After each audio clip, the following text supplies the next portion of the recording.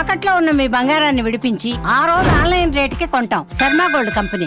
నమస్కారం, సుమన్ టీవీకి స్వాగతం. నేను గీతాంజలి. ఇవాళ మనతో పాటు ఉన్న అతిథి స్వామి గోవిందదేవ్ గిరిజీ మహారాజు శిష్యులు, ప్రముఖ ఆధ్యాత్మికవేత్త, ప్రవచనకర్త డాక్టర్ శిల్పాదీది. నమస్కారం అమ్మా. నమస్కారం. పెద్ద ధర్మ సందేహం అంటే ఇదివరకు రోజుల్లో చూసుకుంటే 60 ఏళ్ల తర్వాత కృష్ణ రామ అనుకుంటూ ఉండండి. ఇప్పుడే ఏం వయసు అయిపోయిందని, అంటే ఏదన్నా ప్రదేశాలకు వెళ్ళాలన్నా, రామాయణ మహాభారతాలు భాగవతాలు చదవాలన్నా కూడా ఈ మాట అనేవాళ్ళు. అది రాను రాను చూస్తే మనకి ఏజ్ తగ్గుతూ వచ్చింది. వయసు ఉన్నప్పుడే ఇవన్నీ చేయాలి అని చెప్పి సలహాలు ఇచ్చేవాళ్ళు గురువులు ఉన్నారు. ఇక ఇప్పుడు పరిస్థితి ఎలా అయిపోయిందంటే, దేవుడి దగ్గరికి ఇంక బాగా పూజలు చేయటం అవి చేస్తే ఏంటి రాను రాను సన్యాసంలో కలిసిపోతావా ఏంటి అని ఒక మాట అనేస్తూ ఉంటారు. అంటే దేవుణ్ణి చేరాలంటే సన్యాసమే తీసుకోవాలా, అన్ని త్యజం చేయాలా, వేటి మీద వ్యామోహం కానీ ఆపేక్ష కానీ ఉండకూడదా, ఇలా అయితేనే దేవుడు మనల్ని స్వీకరిస్తాడా అనే ప్రశ్న నాకు నిజంగా ఉంది ఎప్పటి నుంచో. చాలా మంచి ప్రశ్న అడిగారండి. ఉదాహరణ సింపుల్ థింగ్, అర్జున భగవద్గీత విన్న తర్వాత సన్యాసం తీసుకున్నాడా, యుద్ధం చేసి గెలిచి రాజ్యం చేశాడా? యుద్ధం చేశాడు, గెలిచాడు, రాజ్య పరిపాలన చేశాడు, మంచి రాజుగా అయ్యాడు. అంతే కదా? That is the best example. అర్జునం నిమిత్తీకృత్య అని అంటారు. భగవద్గీత చెప్పింది అర్జునుడికి మాత్రమే కాదు, అర్జునుడిని నిమిత్తం చేసి మనందరికి చెప్పిన జ్ఞానం భగవద్గీత. ఆర్ ఎనీ పురాణం కూడా మనం గనక చూస్తే అది నిమిత్తం మనందరికి చెప్పినాం అనమాట. సో పరమాత్మని చేరుకోవడానికి సన్యాసమే తీసుకోవాలా అన్నదానికి ఉదాహరణ వశిష్ఠ మహర్షి, విశ్వామిత్ర, ఇవన్నీ మీరు ఋషులు చూడండి. అగస్త్య మహర్షిని చూడండి, ఆయనకు వివాహమైంది. గౌతమ్ మహర్షి చూడండి. మన ఋషులు మునులు వీళ్ళందరినీ కూడా మనం చూసాము అంటే అందరు గృహస్థులు. అంతే కదా? అందరు దాదాపు మనం కనుక చెప్పామంటే 85% ఎవరైతే భక్తులు ఉన్నారో వాళ్ళందరూ వైవాహిక జీవితంలో ఉన్న వాళ్ళే. అంతే కదండి? సో ఎప్పుడు భగవంతుడిని చేరుకోవాలి అంటే సన్యాసమే తీసుకోవాలి అంటే, దేవుడు వీళ్ళ దగ్గరికి వెళ్ళేవాడు, సన్యాసుల దగ్గరికి. దేవుడు గోకులానికి వచ్చేవాడు కాదు. నిజం. అంతే కదా? సో అలా కాదు. సో సన్యాసం అన్నదాన్ని కూడా చాలా మంది తప్పుగా అర్థం చేసుకుంటారు. భగవద్భక్తి అన్నదాన్ని కూడా తప్పుగా అర్థం చేసుకుంటారు. కాబట్టి ఈ సందేహం అనేది కలుగుతుంది. మొదట ఏంటిది అంటే, భగవద్భక్తి విన్న తర్వాత, గ్రంథాలు విన్న తర్వాత సన్యాసం ఏమి తీసుకోరు. చాలా మంది ఏం చేస్తారు అంటే, అమ్మో పెద్దవాళ్ళు వస్తారండి ప్రవచనానికి, పిల్లల్ని తీసుకున్నారు. ఎందుకు అంటే పిల్లలు సన్యాసం తీసేసుకుంటారేమో అన్న భయం. పిల్లలు ఎందుకంటే ఇప్పుడు ఈ ఏజ్ లో వాళ్ళకి సింపుల్ ఎగ్జాంపుల్ నేను చెప్తానండి. మీరు ఇంత పెద్దవారు, మీరు ఇన్ని సంవత్సరాల నుంచి వింటుంటే మీరే సన్యాసం తీసుకుంటే మీ పిల్లలు ఎందుకు తీసుకుంటారు? అంటే మీరే కదా ఎగ్జాంపుల్. కరెక్ట్. అంటే విన్నవాళ్లే కదా. సో సింపుల్ థింగ్ ఈజ్, మనం ప్రవచనం విన్న తర్వాత వచ్చే క్లారిటీ ఏంటిది, మనకు నేను ఎలా బతకాలి అన్న క్లారిటీ ఇస్తుంది మనకు సనాతన ధర్మము. మీరు సంపూర్ణ భగవద్గీత కూడా చూడండి.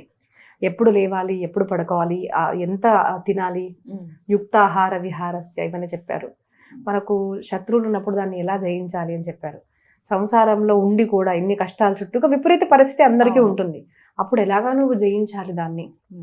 చంచలం హి మన కృష్ణ, మనసు చాలా చంచలంగా ఉంటుంది Krishna, I'm not able to focus అన్న ప్రాబ్లం ఉంటుంది. దానికి సొల్యూషన్ చెప్పారు.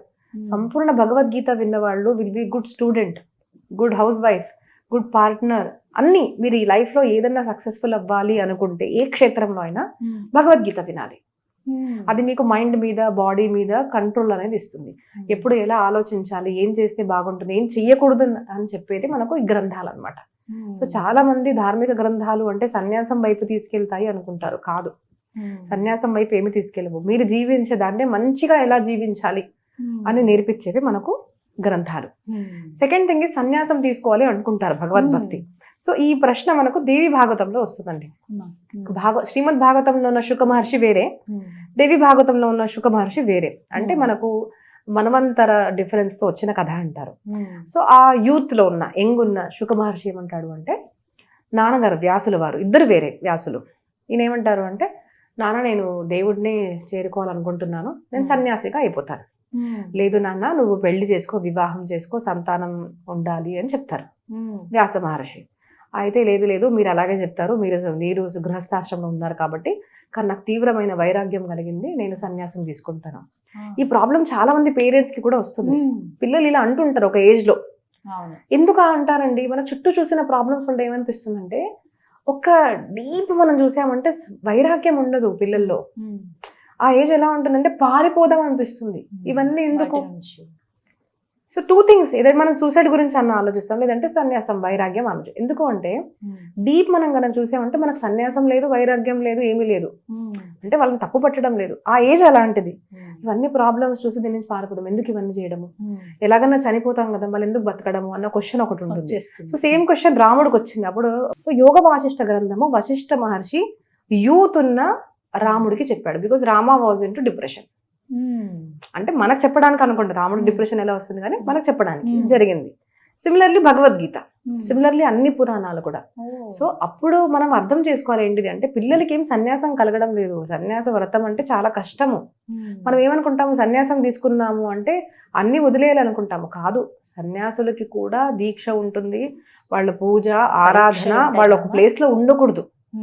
వాళ్ళకు కంఫర్ట్ లైఫ్ అనేది ఉంది, వాళ్ళు తిరుగుతూనే ఉండాలి. ఒక్క ప్లేస్ లో 3 nights కన్నా ఎక్కువగా ఉండకూడదు. ఇట్లాంటి ఎన్నో రూల్స్ ఉంటాయి వాళ్ళకు. సో ఈజీ అనుకుని ఏమనుకుంటాం అంటే దీనికన్నా అది బెస్ట్ ఏమో అని దాంట్లో వెళ్ళిపోదాం అనుకుంటారు. సో ఫస్ట్ మనం సన్యాసం అంటే ఏంటిది తెలుసుకోవాలి. అయితే నువ్వు తెలుసుకోని ఆయన నీకు మంచి ఉదాహరణ అంటే విదేహ రాజా అంటే జనకుడు. వాళ్ళ వంశంలో ఉన్న సీతమ్మ తల్లిని రాముడికి ఇచ్చారనమాట. అక్కడికి వెళ్ళి చూడు అని అంటారు. అప్పుడు శుక మహర్షి దేవి భాగవతంలో వస్తుంది.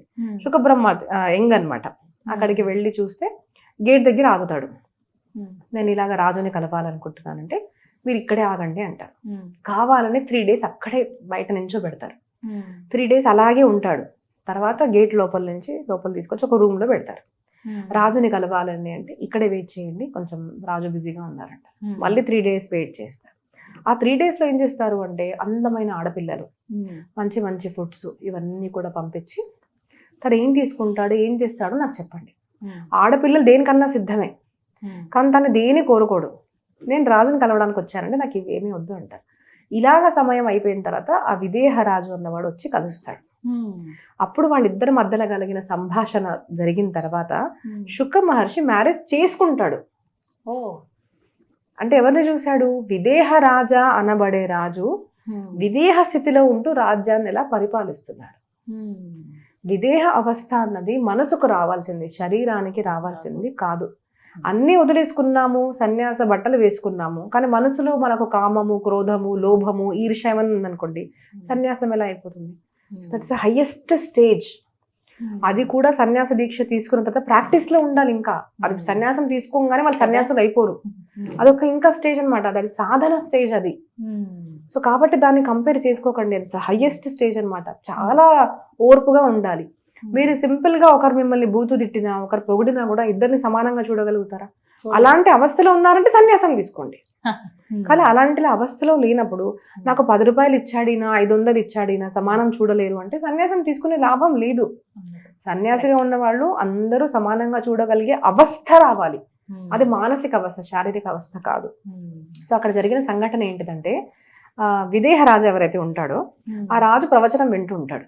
చక్కటి వస్త్రాలు అన్ని, ఇంకా రాజు అంటే ఆలోచించండి, ఆభరణాలు అన్ని వేసుకొని పెద్ద రాజ్యంలో ఎలా కూర్చొని ఉంటే ఋషిమునులు ప్రవచనాలు చెప్తూ ఉంటారు. సడన్ గా మంట అంటుకుంటుంది. మంట అంటుకునేసరికి అసలు వాళ్ళ దగ్గర ఏమీ లేదు. ఏముంటుంది? కమండలు ఏదో గోచి ఉంటుంది. అది గోచి ఆరేసాము, మా కమండలు ఎక్కడైపోతుందని వీళ్ళందరూ మంట తాకుంగానే వీళ్ళందరూ పరిగెత్తుకుంటూ వెళ్ళిపోతారు. మా గోచీలు పోతాయి, మా ఇవి పోతాయి. ఉన్నది ఏంటి? 2-3 వస్తువులు. కానీ రాజుకు రాజ్యం ఉంది. ఆ రాజ్యం కాలిపోతున్నా కూడా ఇలాగే చూసి అలాగా స్థిరంగా ఉండిపోతాడు. దెన్ హీ అండర్స్టాండ్స్ ఇది అవస్థ. మీరు శరీరంతో ఎక్కడున్నారు, ఏం చేస్తున్నారు? ఇప్పుడు ధర్మం కదండి, రాజుగా ఉన్నాడు కాబట్టి రాజులాగా ఉండాలి తను, అవన్నీ చేస్తున్నాడు. కానీ మానసికంగా అవస్థ ఏంటిది? ఒకవేళ పరిస్థితి ఇలా వచ్చి రాజ్యం కోల్పోతున్నా కూడా తనకు తెలుసు ఇప్పుడు నేను రక్షించలేను, వెళ్ళి నేను దాన్ని కాలిపోతుంది, పరమాత్మ ఇచ్చ అని అప్పటికీ అవస్థలో కూడా నువ్వు కూడా కామ్గా ఉండగలిగావు అంటే దట్ ఈస్ ద అవస్థ ఆఫ్ ఎ సన్యాసి. సో ఇది శరీరానికి సంబంధించింది కాదు, మనసుకు సంబంధించింది. అందుకోసం భాగవతంలో కూడా రాసలీల చెప్తారు కదండి. చాలా మంది ఒక అబ్బాయి 2 అమ్మాయిలతో 3 తిరుగుతుంటే రాసలీల చేస్తున్నాడు, కృష్ణుడు అనుకుంటాడు. దట్ ఈస్ నాట్ రాసలీల. రాసలీల మనం కనుక చూసాము అంటే సంపూర్ణ రాసలీల జరిగిన తర్వాత ఈ బ్రహ్మదేవుడు అనుకుంటాడు అనమాట, ఏంటి కృష్ణుడు అబ్బాయి ఇంతమంది అమ్మాయిలతో డాన్స్ చేస్తున్నాడు ఏంటి అనేసి క్వశ్చన్ అడుగుతారు అనమాట శుక మహర్షిని. అయితే ఈ ముసలోడు నాకు చెప్తాడు ధర్మము అనేసి కృష్ణుడికి లీల చేస్తారు. అప్పుడు సడన్ గా పైనుంచి చూస్తుంటే బ్రహ్మదేవుడికి అక్కడ ఆడపిల్లలు కనిపించట్లేదు, మగవాళ్ళు కనిపించడం లేదు. అంటే మనం ఏం చేస్తున్నాము, నువ్వు ఆడదానివి అని చూస్తేనే కదండి కామం కలిగేది. కదా. నేను మగవాడిని అని చూసుకుంటేనే మనకు శారీరకంగా ఒక ఫీలింగ్స్ వస్తాయి. ఆ వాళ్ళు ఏ అవస్థలో ఉన్నారు, ఏం చూశాడు అంటే ఆడవాళ్ళు లేరు, మగవాళ్ళు లేరు, అందరూ ఋషులుగా మారిపోయారు. అరే నేను ఏం చూస్తున్నాను అసలు, గోపికలు ఆడవాళ్ళు అనుకున్నానే అని చూస్తాడు. మళ్ళీ సడన్ గా చూసరికి ఒక్కొక్క కృష్ణుడి చేతిలో ఒక్కొక్క గోపిక. అది మనిషికి సాధ్యం అవుతుందా? నువ్వు 10 మందిని ప్రేమించవచ్చు, 10 మందిని మోసం చేయొచ్చు, 10 మందితో తిరుగుతాను ప్రామిస్ చేయొచ్చు. నువ్వు 10 మందితో ఒకటే సమయంలో ఉండగలుగుతావా? లేదు. దట్ ఈస్ కృష్ణ పరమాత్మ. లక్షల మంది గోపికలు, ఋషులు, వాళ్ళ ప్రతి ఒక్కరి చేతుల్లో కృష్ణుడు చేయింది. అప్పుడు ఓహో ఇలా కనిపించిందా. మళ్ళీ ఋషులు లేరు, గోపికలు లేరు, ఎవరు, ఓన్లీ కృష్ణ పరమాత్మ. సో అది అవస్థ, అది మనకు తెలియాలి. మనం పుట్ట, చెట్టు, నీరు అన్నిట్లో పరమాత్మ ఉన్నాడని మాట్లాడడం వేరే. ఆ అనుభూతి కలిగినప్పుడు శరీరం అవస్థ ఎలా అయిపోతుంది అంటే, ఇక్కడ కూర్చొని బాత్రూమ్ చేసినా వాసన వస్తున్నా కూడా ఇలాగే కూర్చుంటాడు, ఇలాగా కూర్చొని వచ్చి పాము చుట్టుకున్నా కూడా ఇలాగే కూర్చుంటాడు. అది ఏ అవస్థ? మానసిక అవస్థ, అది శారీరక అవస్థ కాదు. So that comes with practice. So అందుకోసం వదిలేస్తే రాదు. ఉన్నప్పటికీ కూడా అవన్నీ అనుభవిస్తూ కూడా మనం పరమాత్మతో ఏకమవ్వాలి. మరి ఎలా ఏకమవ్వాలి? చాలా మంది అంటారు. రీసెంట్ గా ఇంద్రేష్ జీ అని ఒక పెళ్ళయిందండి, మనకు కథా ప్రవక్త అనమాట, నార్త్ లో. ఆయన ప్రవచనం చేయగానే ఒక వీడియో రిలీజ్ చేశారు. వీళ్ళు మనకు ప్రవచనాలు చెప్తూ ఉంటారు, వీళ్ళే అన్ని మంచి వస్త్రాలు ధరిస్తారు, ఆభరణాలు ధరిస్తారు అని ఒక వీడియో చేశాడు అనమాట. So what I was thinking, చాలా మంది బాహ్యంగా చూసి జడ్జ్మెంటల్ గా ఉంటారు. ఇవి వేసుకున్నారు అంటే తప్పు పని చేస్తున్నారేమో. నేను ఒక మాట చెప్తానండి, ఇప్పుడు నేను చీర వేసుకున్నాను, నగలు ధరించాను, ఈ నగలు నాకు కావాలి అని మీరు వేసుకున్నారు అనుకోండి, అది నాకు కావాలి అన్న దాంతో నేను తప్పు పని చేశాను అనుకోండి, అది సంసారంలో ఉండడం.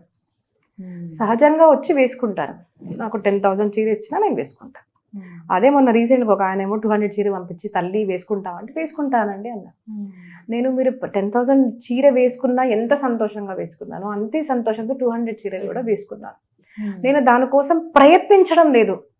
నాకు ఇది కావాలి కావాలి కావాలి అన్న తపనతో నేను నా సాధన వదులుకోవడం లేదు.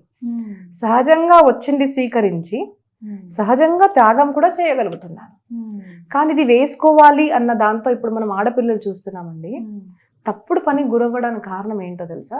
నాకు ఈ లైఫ్ స్టైల్ కావాలి, నాకు ఆ చీర కావాలి, నాకు అలా ధరించాలి, నేను ఈ మేకప్ వేసుకోవాలి, నేను ఈ బ్రాండ్ వేసుకోవాలి, నేను ఆ కార్లో కూర్చోవాలి, నాకు ఈ బ్యాగ్ కావాలి, ఆ ఫెసిలిటీ నాకు కావాలి కాబట్టి నేను తప్పుడు మార్గంలో వెళ్తున్నాను అంటారు.